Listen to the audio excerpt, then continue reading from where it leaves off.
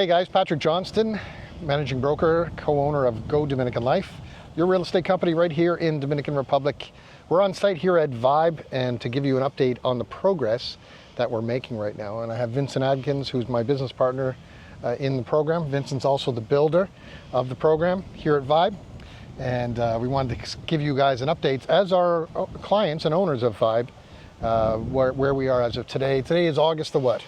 August something 19th, 18th, 19th, Yeah. 20th, one of those days. Anyway, that's welcome to the beach, by the way. That's how we think when we're here. Yeah. So it's been about a month since we last gave an update, and to give you sort of an idea of it, there's a number of processes involved in every permitting and etc. for any project, including ours, and it's been a challenge. I got to rephrase that. All of our permits we have, all the multiple permits that we have, environmental, town, Turismo, which is the big one, Yes. Architectural, engineering, structural, all that stuff we've had for months and months and months. Every year we have to do what they call a renovation, which is basically a renewal of permits, which we just completed last week with the big one, which is Turismo. Yep. And funny enough, I went to go pick it up. I arrived on time before they closed, and I was sent away because it's not legal to walk in shorts and flip-flops. welcome to Santo Domingo, and welcome to the rules that you cannot predict or expect. But on Monday you walked back in with a Kit Kat. Yeah. And jeans walked out, and shoes with laces. Yeah, basically like this in a Yeah. Kit Kat bar, and walked away with our permit. So that's here nor there, but that's part of the process. Some of the things we've learned along the way, as anybody that's a developer here, is that there are the rules, and then there's this all the way along. So as you guys know, when we started this project, we did not have Confouture. For whatever reason, we didn't do it. Middle of the way through it, we have the ability and the time to go ahead and go for that, which opened up one more permit, which is mostly used for condo development. Correct. Which we're not a condominium complex, we're an HOA system with individual titled owners. But Confouture requires this one construction license, which of course we had to go through a whole process to do that. And as of basically a couple days ago, we needed to have all of our permits extended because they were all coming up for renewal. Yep. So they were all done. And then that final situation was this morning. Yeah, it was submitted. So submitted to the construction license people, which already had all of the other information already for weeks, but we had to have this one final permit in that mix. And now we sit and sort of wait. Yeah, we wait for checkout, and then it transfers to another department just for any additional reviews. Yeah, reviews, rubber stamps and things. Yeah. Now, I want to also state, it's not submitting for the first time. No. We've had multiple It's been going on in-person for meetings. So this is not going to be new and a whole massive change of order. It's just a matter of the process. So what we are allowed to do, as I mentioned many times in videos, in this stage, we're allowed to do anything and everything except for pouring concrete.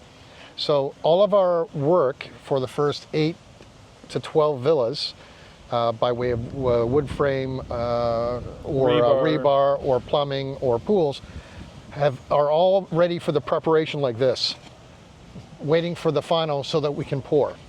Now I will state too, there are many projects, even right here in Las Terrenas, that have been waiting for the exact same scenario. Yeah. And if you think about it this way, if you think of like a funnel and you have 300-400 projects around the island, all going down to the central office of 5 or 6 or 10 or 12 people that are reviewing all 400 projects to get to the final. That's what we're dealing with. Yeah. And it's government, and they have you by the government on Dominican time. Yeah. Yeah. So we appreciate your patience. We appreciate all of it. We are ready. We are sitting. We're here. We're perched and ready to go. And literally, we've come to nearly the end. Well, all the end of all the rebar in the first 8 units. Yes. The plumbing is in the first 1 or 2. And that's in process. And then we have 8 pools with the plumbing. And 8 pools with the plumbing included. So let's walk through so you can sort of see. So follow me. Here we go. Watch your steps. So we're going to walk to the back of the properties here so you can see the pools and how they're laid out. Yeah, it's like walking on a tightrope. So as Lucien gets over here, of course, you're walking right through one of the villas right now. This is probably number 7 or 8 in the row. But you can see back here, this part of this is going to be inside, part of it's going to be outside. That's the pool. And then of course you can now see sort of the division where the wall will be between each pool. So around, why don't you describe, Vincent, what's left to go on the pool before we do concrete? So, well, we have to pour a concrete base. Once we pour a concrete base, then we go ahead and add the foam blocks. Yeah. And then the foam blocks get prepped so we can fill them with concrete. And then backfill. And then we backfill. And then as we backfill, there'll be another pair of columns that go in. Are you going to do backfill after you pour the main slab? Probably? No, we're gonna backfill around the pools. We'll put up one additional column for each unit, and then we'll pour all of this one continuous pour. All right. There's a project beside us at the hotel, which I've mentioned before.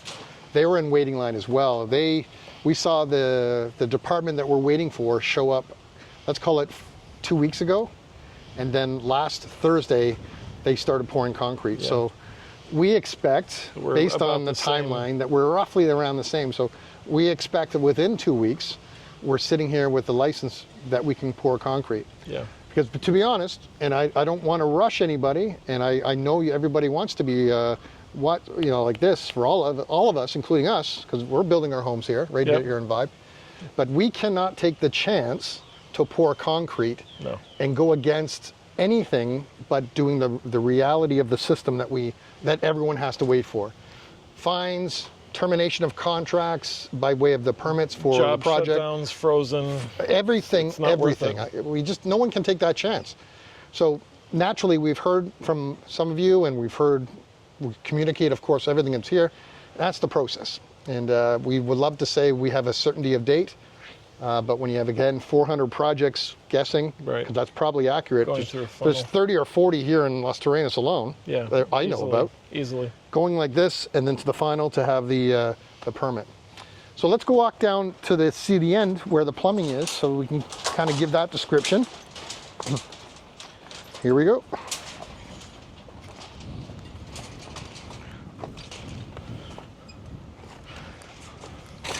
Now we're doing this at lunch hour as well, so that you can hear us.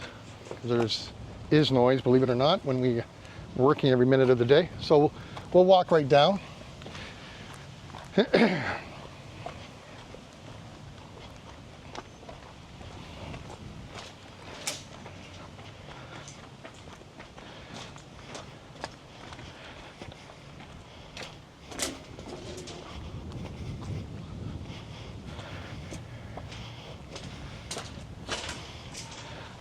Okay.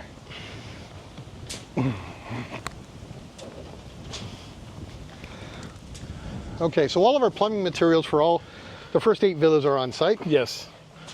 Plumbers are here, and they are just starting to assemble Groundworks. all the groundworks for which will be under the slab, basically. Why don't you comment on that? So we've just begun the groundworks, working out any kinks in the implementation of the groundworks with the architect and the engineer, and we'll be moving on, probably wrapping up the 2 buildings over the next week or so. Okay, so let's fast forward, and let's have an idea. Say our construction license is in our hand within, say, 2 weeks. Mm-hmm. What will happen first in the first few days of the As soon as license? we have the construction license, we'll proceed with pouring the pools. Okay. The pools will get poured. As soon as the pools are poured, then we'll begin backfilling. And once we do the backfill, we'll set some additional columns that go out in that general area. Mm-hmm. And then we'll be ready to pour continuous pour for all of the platea and the footings. On the first 8. Yep. And I witnessed that last Thursday. Yeah, it was a little bit of a fail. Yeah, I saw that on our project next to the hotel. We'll check the Basically, weather. yeah, basically, this is, 101, Yeah. building 101. We were expecting the remnants of that hurricane that passed, Right. and rather than delay by 24 hours, they chose to pour in pour on the day the hurricane was to hit or pass by. Right. So they started pouring, and once you start pouring this kind of thing, You got to keep going. you got to keep going regardless, rain, shine, whatever. So when I could put some video in there, but we won't because it's just not nice. Because I don't want to ever be in that situation either. No. But it was looked like chunky soup. Yeah. It was the best I could describe it. So, but yes, why don't you describe how because you're talking a lot of cubic feet or meters. Yeah. So we'll have a you're gonna battalion of people, probably 40, 50 guys. Yeah. To be able to manage this pour. Yeah. Now that pour next door to the hotel, they had 35 or 40 guys, and they were there for about 10 to 14 hours, pouring consistently. Yeah. So what happens as soon as the prep work that's been involved all throughout this project to do everything but concrete is tremendous. I mean, Yeah. it's a lot of work. And again, a lot of the credit only happens when we actually see the concrete, because a lot of it doesn't make a lot of sense to a lot of people. No. But once you start doing that and the concrete is poured, it's going to have to cure as a platea for how long, do you think? 1 or 2 days. Okay. Yeah. And then the vertical build starts to happen. Yeah, we can start going up with blocks. And all your columns? Yeah, the columns. Yeah, we'll immediately. We've already began making forms for the columns. Yeah. So right away we'll start boxing in the columns, prepping them to pour. Yeah. So that's the update.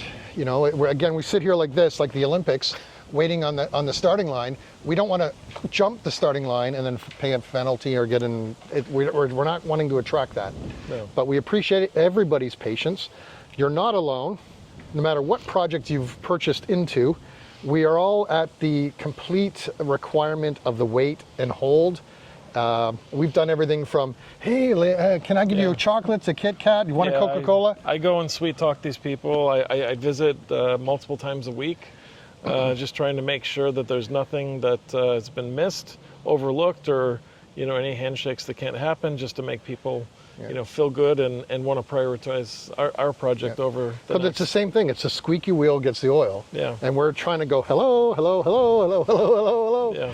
just in order to get there. So anyway, we appreciate your commitment. We appreciate your patience in the process. We're still excited about what we're doing here.